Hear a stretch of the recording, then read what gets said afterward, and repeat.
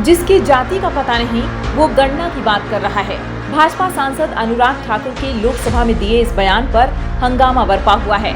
अनुराग ठाकुर ने भले ही किसी का नाम नहीं लिया, लेकिन उन्होंने सीधे तौर पर सदन में विपक्ष के नेता राहुल गांधी पर निशाना साधा। विपक्ष ने उनके बयान पर ऐतराज जताया और इसे असंसदीय बताया। राहुल गांधी ने कहा कि यह उनके लिए गाली है। फिर समाजवादी पार्टी के मुखिया अखिलेश यादव ने इस बयान को थोड़ा ट्विस्ट दे दिया और कहा कि कोई व्यक्ति किसी और की जाति कैसे पूछ सकता है।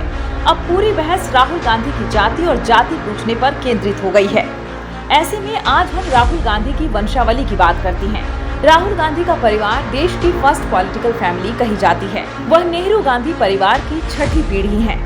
उनके परिवार की राजनीतिक वंशावली तैयार की जाए तो सबसे पहला नाम मोतीलाल नेहरू का आता है। वह ब्रिटिश जमाने में एक धाकड़ वकील थे, फिर कांग्रेस पार्टी के अध्यक्ष बने। वह महात्मा गांधी के समकक्ष नेता थे। फिर उनके बेटे जवाहरलाल नेहरू राजनीति में आए। वह भी एक धाकड़ वकील थे। फिर वह कांग्रेस के अध्यक्ष और देश के पहले प्रधानमंत्री बने। नेहरू खानदान मूल रूप से कश्मीर से आता है, लेकिन मोतीलाल नेहरू के पिता 18वीं सदी की शुरुआत में ही दिल्ली में आकर बस गए। फिर उनके बेटे मोतीलाल नेहरू ने वकालत के सिलसिले में इलाहाबाद शहर को चुना। वहीं पर उन्होंने अपनी प्रसिद्ध हवेली आनंद भवन का निर्माण करवाया। फिर नेहरू परिवार पूरी तरह उत्तर प्रदेश की मिट्टी में रच बस गया।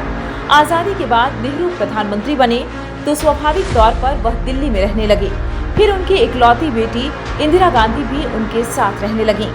नेहरू की पत्नी कमला नेहरू का निधन देश की आजादी से काफी पहले हो गया था।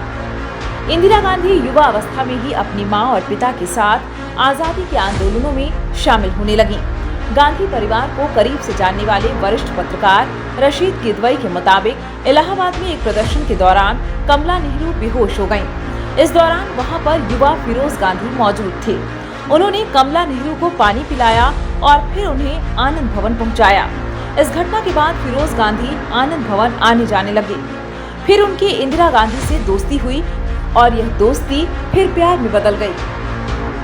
फिरोज एक पारसी परिवार से थे। उनका व्यक्तित्व बेहद आकर्षक था।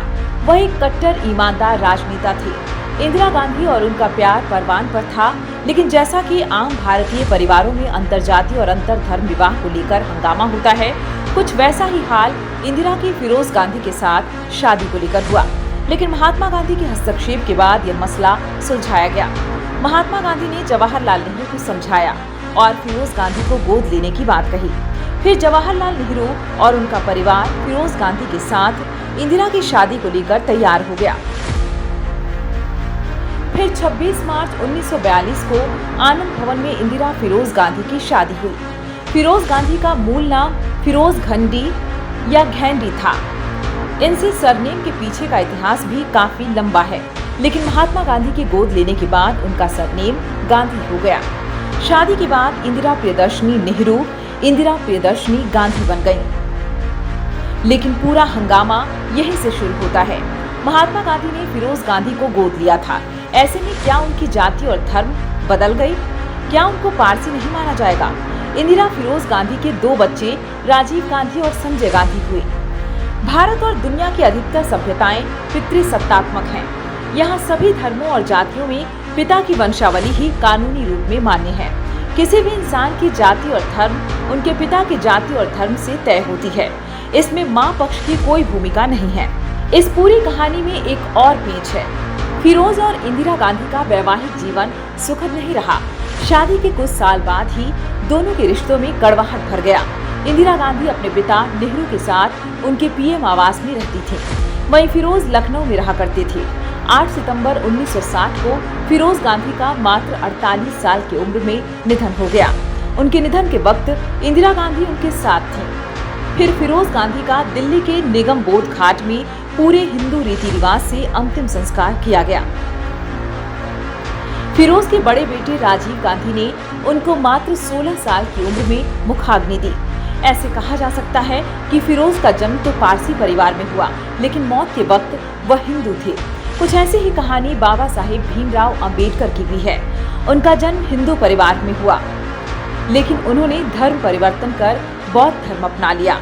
उनकी राह पर चलते हुए उनके लाखों चाहने वालों ने भी बौद्ध धर्म अपना लिया। यही सबसे बड़ा सवाल है। राहुल गांधी देश के एक सबसे प्रतिष्ठित परिवार से आते हैं। उनको या किसी भी व्यक्ति को पहचानने के लिए उसका कर्म और समाज को उसका योगदान ही काफी होना चाहिए। लेकिन अफसोस कि हमारे देश में आज भी व्यक्ति की पहचान जाति से होती है। आज देश चांद पर कॉलोनी बसाने का सपना देख रहा है, दुनिया मंगल पर जाने की योजना बना रही है, लेकिन हम इस बहस में पड़े हैं कि राहुल गांधी या किसी अन्य व्यक्ति की जाति क्या है। हमारे देश का शीर्ष नेतृत्व जाति और धर्म की लड़ाई में उलझा हुआ है। यह बेहद शर्मनाक स्थिति है। बहस इस पर भी है कि राहुल गांधी ब्राह्मण हैं या फिर पारसी। अगर उनको पारसी मान लिया जाए या फिर ब्राह्मण मान लिया जाए तो क्या इससे समाज या देश की सारी समस्याएं खत्म हो जाएंगी? क्या उनकी राजनीति खत्म हो जाएगी?